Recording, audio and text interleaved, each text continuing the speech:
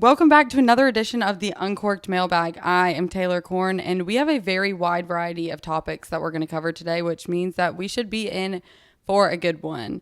I'll go through this very quickly, but if you don't already, please subscribe, like this video, and if you already have questions that you're thinking of for next week, you can go ahead and drop them in the comments. Thank you. That is very much appreciated. But we will get right into this. I'm going to start off with a topic that is very near and dear to my heart, and that is Auburn athletics. Carter asked over or under 9.5 wins for Auburn next year. So I tried to answer this logically, but it's very hard for me to put my fandom aside. And when I'm predicting things, I don't ever like to predict losses, no matter how unrealistic it might be. That's one of my downfalls. But I'm going to roll through the schedule with y'all. So Auburn starts off with 5 straight home games against Alabama A&M, Cal, New Mexico State, Arkansas, Oklahoma, then at Georgia, at Missouri, at Kentucky, versus Vanderbilt, versus Louisiana Monroe, versus A&M, and at Alabama. So I have Alabama A&M, Cal, New Mexico State, Arkansas, Oklahoma, all as wins. The Tigers are starting off the season 4-0, 5-0. I can't count. And I think, so Oklahoma, the reason that I have Auburn winning this game, that I'm predicting them to win this game, is because it will be Oklahoma's first SEC road game. Everyone knows that Jordan Hare can get a little rowdy at night. Some might say it is the most difficult road environment to play in college football. I agree with those who believe that. So I think that's going to get Oklahoma. The rest might be self-explanatory. Arkansas might be a little questionable for some. Early college football lines were put out by DraftKings today, I believe. And there were only 5 for Auburn. And I can't remember off the top of my head which ones they were, but they were underdogs in all 5 of those games. Good. Bulletin board material. I have Auburn losing at Georgia and at Missouri. I have Auburn winning at Kentucky, winning at home against Vanderbilt, La Monroe, and Texas A&M, which people might question me there, and then a loss at Alabama. I think that the Bama fans are going to be excited about DeBoer's. Well, at this point in the season, will they still be excited? I don't know. Something about Alabama, speaking of the Iron Bowl, that I think could be a rude awakening is they have been spoiled for so long. So if they lose 2 or 3 games at the beginning of the season, which will they? Who knows? They have a talented roster. But if they lose a few games, what will their fan base do? Their fan base is going to lose their mind. Roll Tide Willie is going to be beside himself. He's going to stop recruiting. It might just be a disaster. But I think that Kalen DeBoer's first Iron Bowl as the head coach of Alabama, the fans are going to be riled up. They're gonna show him what it means to play in the Iron Bowl. This game, it's just crazy because no matter how talented or untalented a team is, this game, that all goes out the window. The amount of talent on a roster is just disregarded because crazy things happen in the Iron Bowl. It is in Tuscaloosa, so that will obviously play a role. But at this point in the season, I'm just wondering where the morale of the Alabama fans and the team will be. Who knows? But I have Auburn losing in Tuscaloosa, sadly. So I believe that would leave them with 9 wins and 3 losses. So that would be under 9.5. Under 9.5 wins. I would like to say that we're going to win all of these games, but I'm pretty sure the DraftKings line for the Auburn-Georgia game was like 24 points or something. So I know that some of these are unrealistic, but as a fan, I would like to see us win every game, as all fans do. So I have them winning 9 games. That is my prediction right now. That might change before the season starts because the season is 4 months away, something like that. But as of right now, I have Auburn going 9-3 in the regular season. Walker asked, is the Kentucky Derby an overrated event? So I've never been to the Kentucky Derby. I don't care about horse racing or racing horses. I don't even know how you phrase that. So to me, sure, I don't know anything about it. Forbes, I did research though. I put in my work. Forbes has the Kentucky Derby labeled as the greatest bucket list sporting event in America. I just have no desire to go. I mean, if someone offered to bring me, I wouldn't turn it down. But at the same time, I'm not going to pay to go because I just have no interest. I would rather go to a national championship or something like that. But a few of the reasons that I don't have a desire to go. First, I don't care about horse racing. Second, I hate getting dressed up. For those of you watching this that know me or work with me, you know that I never wear makeup. I never wear nice clothes. I'm in athleisure, as I like to call it, athletic clothes, comfortable clothes, every day that I'm able to be. And that's just how I like to live. I like to be comfortable. I don't like putting makeup on at all. I like to roll all natural. And I want to be comfortable throughout the day. You will catch me dead before you catch me voluntarily wearing jeans or anything like that. So I don't have a desire to put one of those massive hats on and go spend $1 billion on a dress to wear to this event. I feel like it's one of those things that a lot of people go to for the, not clout, but it's a status. It's a social status. It's fun to post that you were at the Kentucky Derby, and that's also something that I don't really care about. If I don't want to go, I'm probably not going to go. In my research, I also found that the drink prices are very high. One thing I noticed about the Masters, and I asked Ryan Brown about this because he's an avid golfer and he's a college athlete, a collegiate golfer. And I asked him, I said, I saw a picture of the Masters menu from this year, and I swear it said that drinks were $3, food was $4. And when you think of the Masters, you think of some elite people, some crazy loaded people, which they are. And I was very confused. I thought it was fake. He assured me that it was not fake, and that's just, they pride themselves on customer service, so that's why they do it. And the Kentucky Derby seems to be the exact opposite. It seems as if their prices include inflation and then some.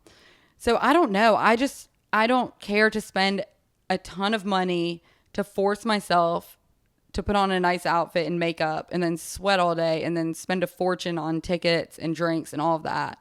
Again, if someone offered me an experience to go, I wouldn't turn it down because I'm always down for a good time.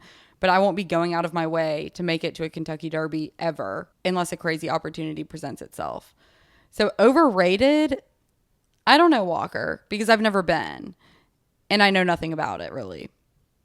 But it doesn't mean much to me, if that answers your question. Dunaway might have a different opinion because he worked in Kentucky for a little, and I know he covered a few Kentucky Derbies. I believe he has never attended as a patron. I'm sure he would want to. He would want to. He said that the other day. But I just don't have a desire.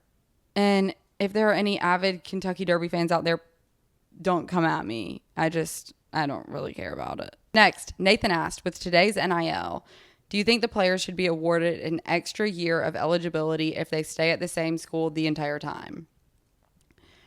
As good as that sounds in theory, no. First, I think players need contracts. They need to stay a certain amount of time in order to get the check cashed, or at least, get some of it up front and then it's incentive based or something like that. But a few issues that I see with this. One, what if the team or the coaches want the player gone? The player isn't performing well. The player's a cancer in the locker room or something like that. It's not always ensured that the coach or the program will want the player there for the entire however many years, the entire 4 years, and then a 5th year. If they're not getting playing time, I understand. I think that the players should get paid because they do produce so much revenue for the schools, but it has just caused so many issues. And now it seems like the players have leverage over the coaches, pay me more, I'm leaving.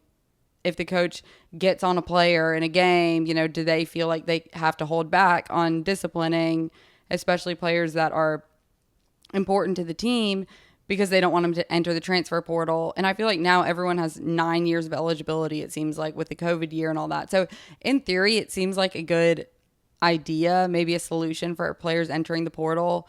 But I feel like there would be a lot of bumps in the road that you would run into that you might not think of initially. So that might cause some problems that we're not thinking of right now. Hunter asks what my favorite hobbies are.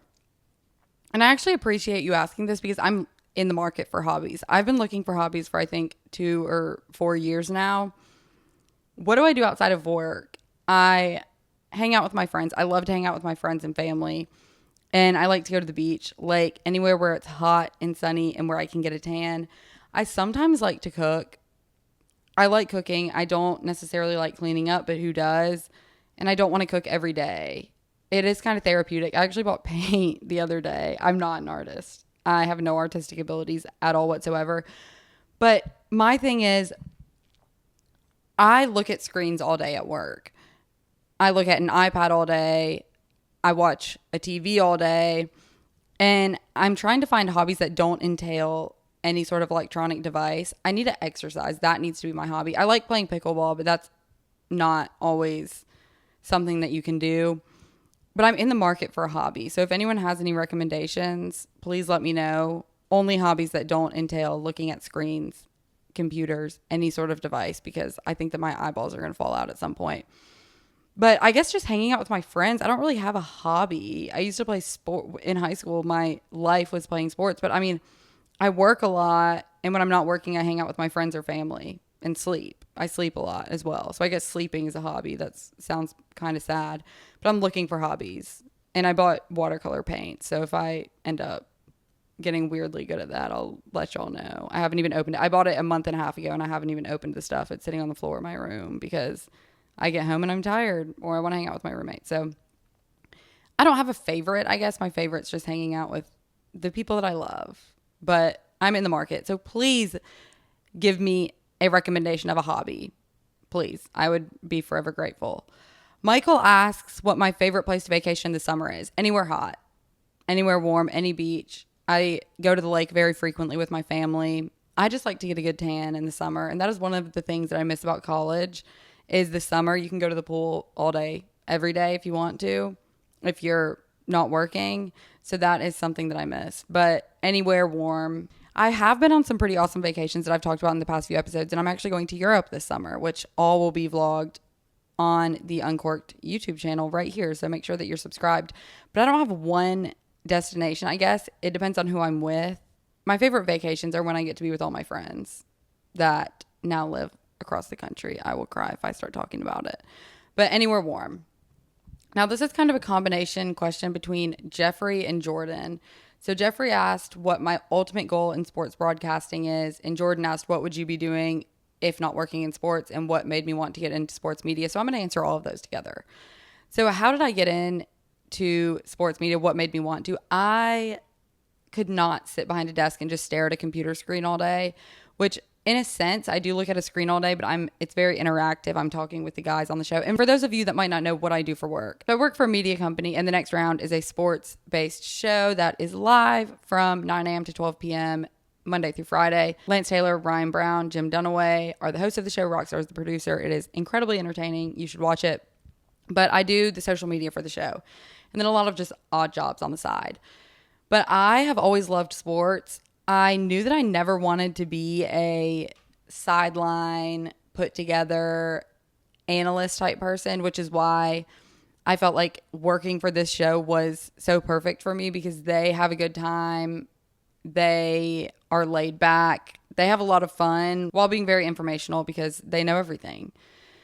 So that was kind of the perfect blend between the sports world and laid back, casual environment. When I graduated, I really didn't know what I wanted to do. And I actually answered a question about how I got my job, I think in the first episode, if you want to go back and listen to the whole story. But this kind of fell into my lap and worked out perfectly. And I am very lucky because my mom always says if she had to write down on a piece of paper the perfect job for me, it would end up describing exactly what I'm doing right now. So I'm very thankful and I'm very blessed to have the job that I do. What made me want to get into sports? I have always loved sports. I've always kept up with Auburn football, Auburn basketball, Auburn everything.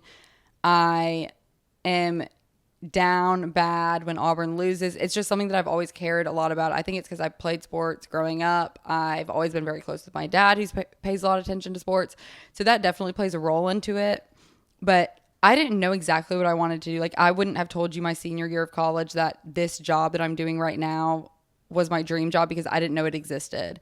I knew there was a lot that you could do within the industry, but I didn't know exactly what it was, and I didn't realize how much there was to do.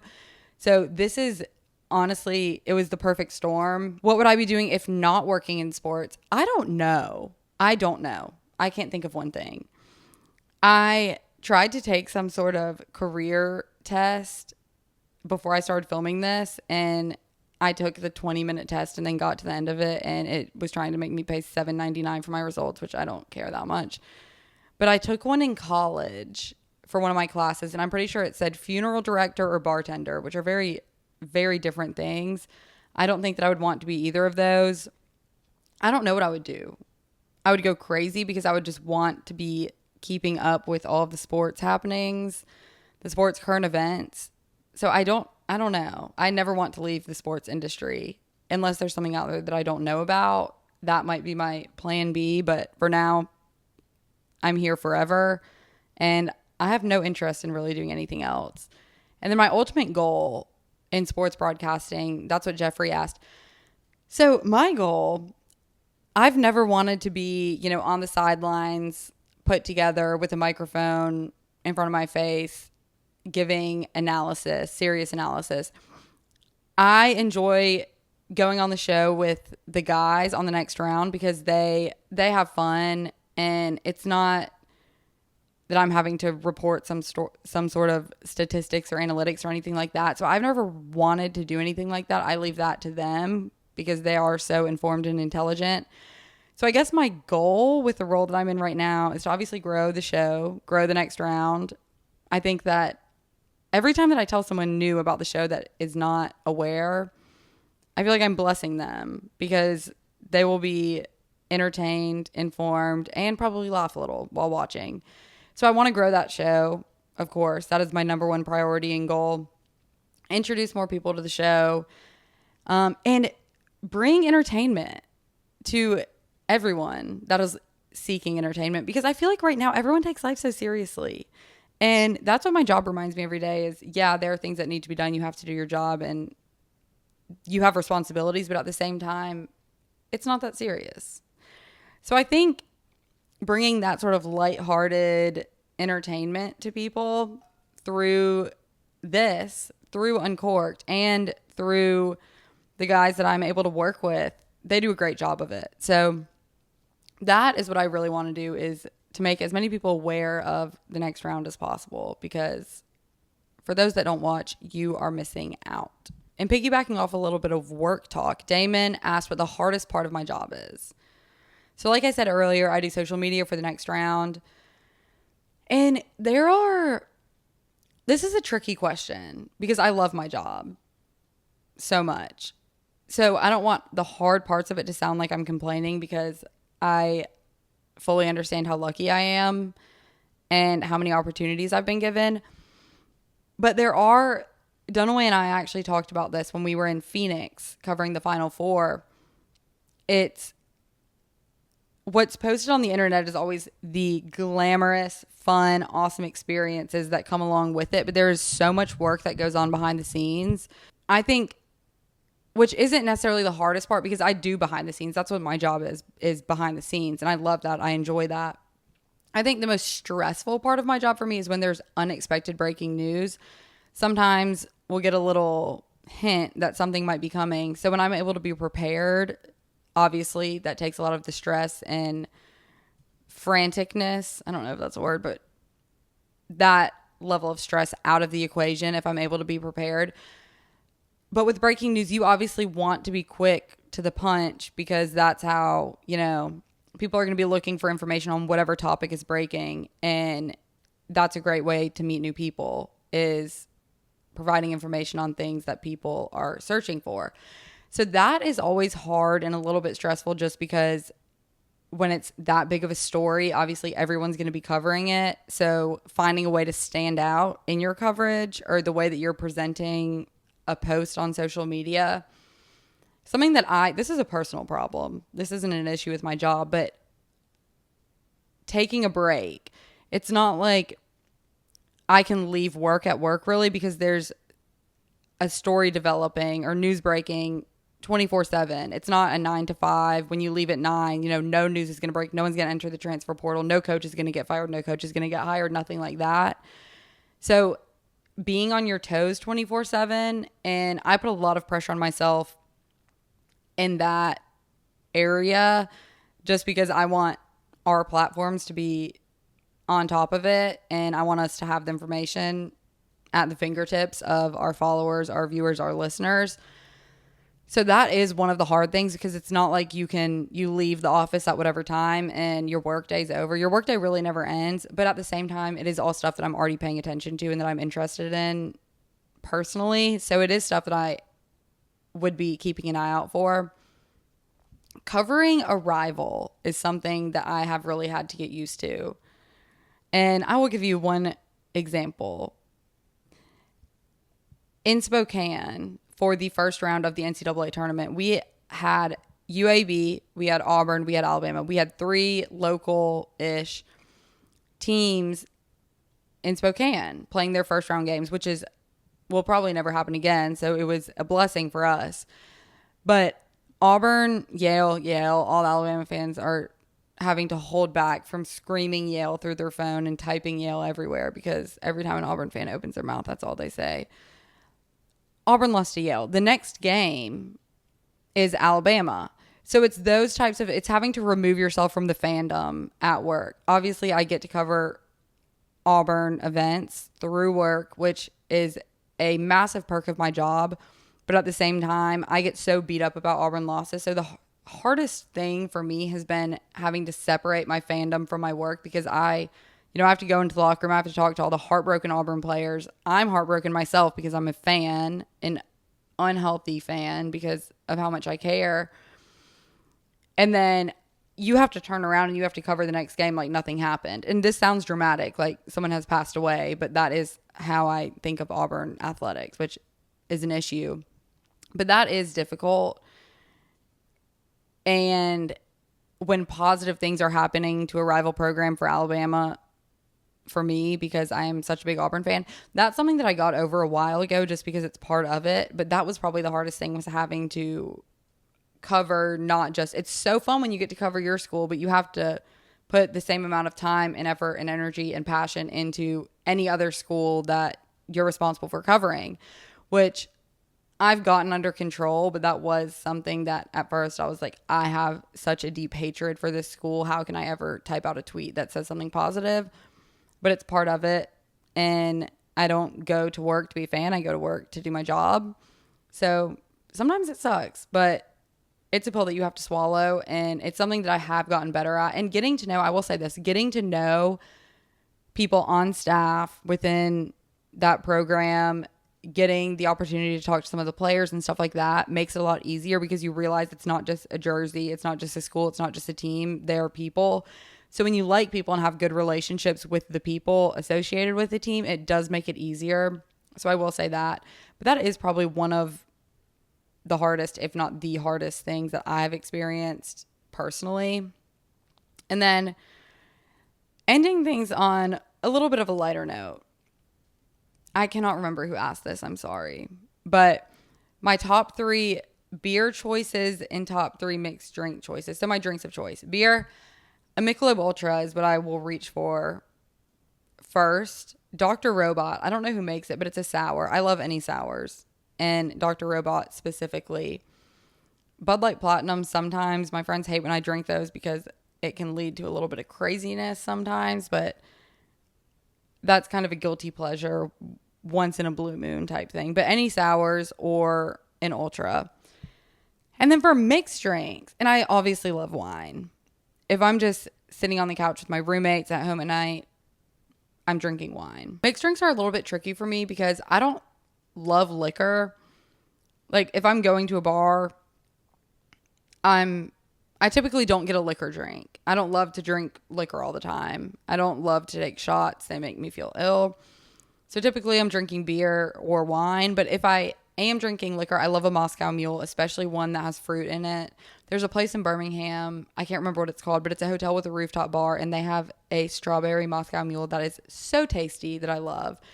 So I love a Moscow Mule.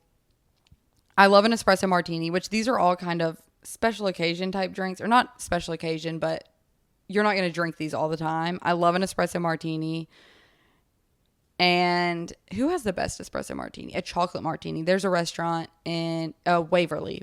It's kind of near Auburn. Waverly local. They have the best chocolate martini I've ever had. So if you live around Waverly, go try it. You will not be disappointed. And then a Bushwhacker. I love a Bushwhacker. So none of those drinks are drinks that I would drink multiple of. I might drink one or two, or I guess 2 or 3 Moscow Mules, but I'm not hammering espresso martinis or bushwhackers. So I don't really love liquor, and that might come as a surprise to some of y'all. I like margaritas as well, but again, I'm not reaching for that every time that I'm out with friends. I'm typically drinking a beer or high noons. I don't like seltzers. I don't like White Claws or anything like that. So I will drink a high noon. I guess that counts as a liquor drink. It's vodka, but not a huge liquor girl. Breaking news. And then I have an honorable mention. Jason made me laugh really hard. This wasn't a question, but it's, I guess, kind of a statement. So Jason says, don't know if this is a topic or not, but your logo looks like You by Kotex, which is a tampon brand for those who don't know. As a husband who has to shop for his wife sometimes, that's all I see when I see your mics. Love the show, though.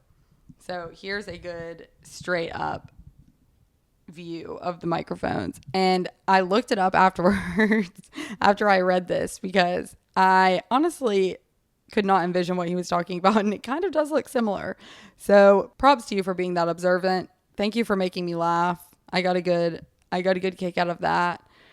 And that's going to do it for this episode of the Uncorked Mailbag. Again, I'm Taylor Korn, and I appreciate y'all all for listening. If you have any questions that you are ready to submit for next week's episode, you can go ahead and comment them in this video, or you can send them to me on social media, whatever is easiest for you.